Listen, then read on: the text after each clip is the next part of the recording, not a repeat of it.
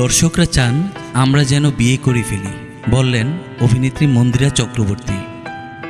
কোরবানি ঈদে মুক্তি পেয়েছে আরিফিন শুভর নীল চক্র।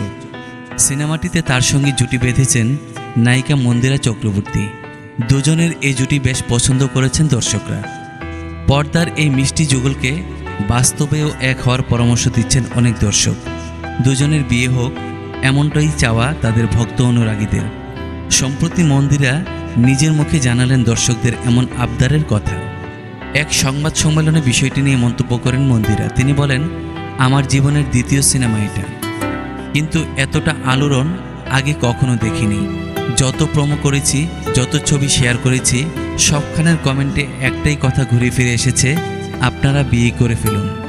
দর্শকদের এমন ভাবনায় বেশ অবাক হয়েছেন নায়িকা নিজেও। মন্দিরা বলেন, প্রতিটি পোস্টে একের পর এক এমন মন্তব্য দেখে ভেবে পাই না দর্শক সত্যিই কি চাইছেন আমরা বিয়ে করি। আমাদের জুটিকে তো তারা এতটাই ভালোবেসেছেন যে ব্যক্তিগত জীবনে এক হতে দেখার স্বপ্ন দেখেছেন। তবে এমনটা হওয়ার নয় জানিয়ে মন্দিরা পরিষ্কারভাবে বলেন, শুভভাই একজন অসাধারণ শিল্পী। আমি তার অভিনয়ের দিকে তাকিয়ে থাকতাম, ভাবতাম মানুষ এত নিখুঁত অভিনয় করে কিভাবে, কিন্তু বাস্তবে বিয়ে সম্ভব নয়।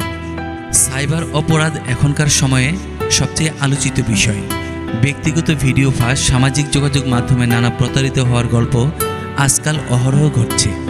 এমন আলোচিত বিষয় নিয়ে তৈরি নীলচক্র। শুভ মন্দিরা ছাড়াও নীলচক্রে আরও অভিনয় করেছেন ফজলুর রহমান বাবু, শাহিদ আলী, প্রিয়ন্তী উর্বি প্রমুখ।